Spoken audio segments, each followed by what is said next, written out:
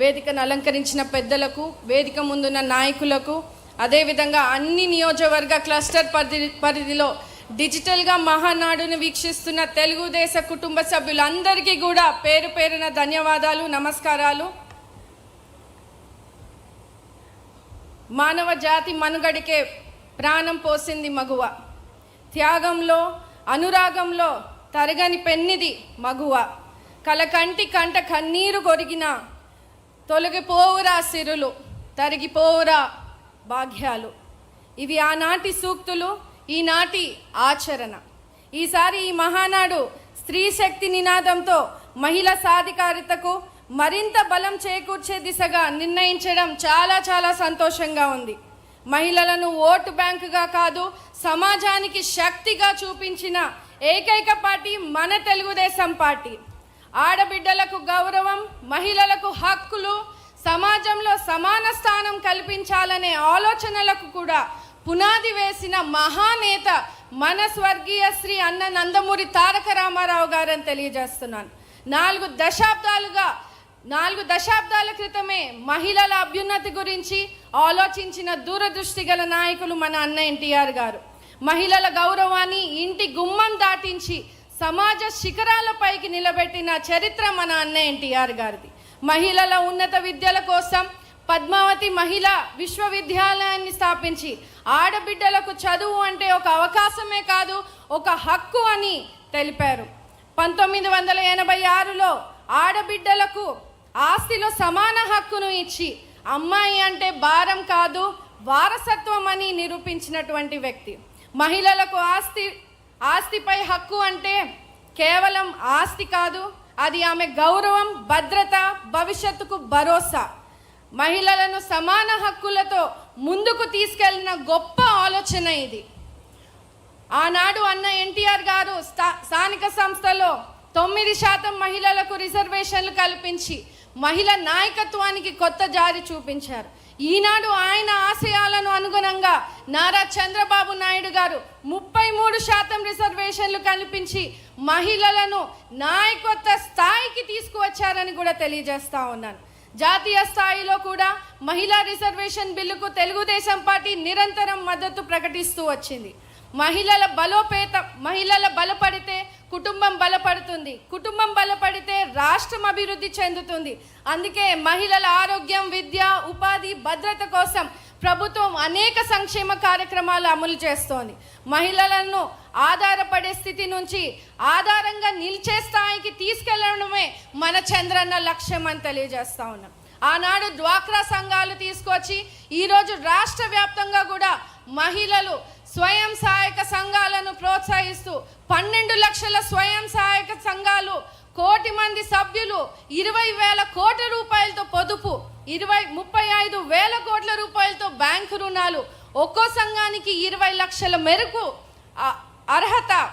ఒకవైపు చిన్న సంఘాల నుంచి రుణాలైతే మరోవైపు సిఐఎఫ్, శ్రీనిధి, ఉన్నతి లాంటి పథకాల ద్వారా షూరిటీ లేని రుణాలు. దీనివల్ల గ్రామీణ ప్రాంతాల్లో స్వయం సంఘాల ద్వారా పొదుపు చేసి బ్యాంకు లావాదేవీలు నిర్వహిస్తూ ఆర్థికంగా, సామాజికంగా బలోపేతం అవ్వాలన్నదే ముఖ్యమంత్రి గారి ఆలోచన. ప్రతి మహిళ పారిశ్రామికవేత్తగా కావాలన్నదే ఆయన 2047 విజన్ అని తెలియజేస్తా ఉన్నారు. 1 ఫ్యామిలీ 1 ఆంటర్ప్రినర్ అనేది ఒక స్లోగన్ కాదు, ఇది మన అధినేత గారి లక్ష్య సాధన.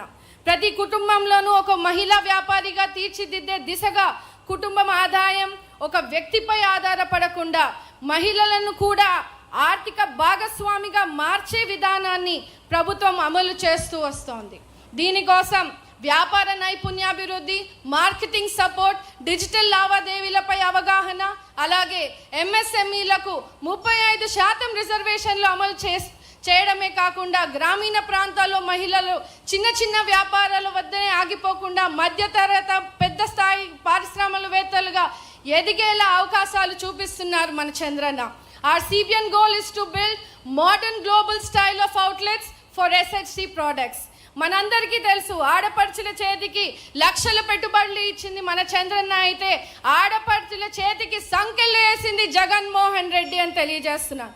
దీపం పథకం, దీపం 2 పథకం ద్వారా మహిళలకు వంటింటి కష్టాలు తీర్చినటువంటి నాయకుడు మన చంద్రన్న.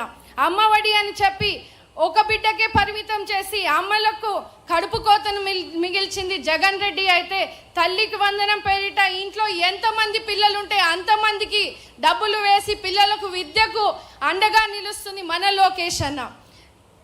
ఆనాడు జననీ సురక్ష పెట్టిన, తల్లి బిడ్డ ఎక్స్ప్రెస్ ఇచ్చిన, ఆడపిల్లలకు ఉచిత సైకిల్స్ ఇచ్చిన, పసుపు కుంకుమం కింద 10,000 రూపాయలు ఇచ్చిన, పెళ్లి కానుకలు ఇచ్చిన, షీ ఆటోస్, మహిళా కండక్టర్లు, డ్రైవర్లను నిర్మించిన, అదేవిధంగా మహిళా కమిషన్ను ఏర్పాటు చేసిన, ఆనాటి నుంచి ఈనాడు స్త్రీశక్తి పథకాలు పెట్టిన, మహిళ అంటే వ్యక్తి కాదు ఒక శక్తిగా భావించి ప్రోత్సహించినటువంటి నాయకుడు మన చంద్రన్న అని తెలియజేస్తూ, ఇది ప్రపంచం మొత్తం అంగీకరించినటువంటి సత్యం అని కూడా ఈ సందర్భంగా తెలియజేస్తూ, ముఖ్యమంత్రి గారి చంద్రబాబు నాయుడు గారి విజన్ 2047లో ప్రతి మహిళా పారిశ్రామికవేత్తగా కావడం తథ్యం తథ్యం తథ్యం అని తెలియజేస్తూ, నవశకానికి నాంది పలికే తొలి మెట్టుగా ఈ మహానాడు 2026గా నిలబడుతోంది. శ్రీశక్తి అభివృద్ధి రాష్ట్ర ప్రగతికి పునాది అని ఈ మహానాడు స్పష్టం చేస్తోంది.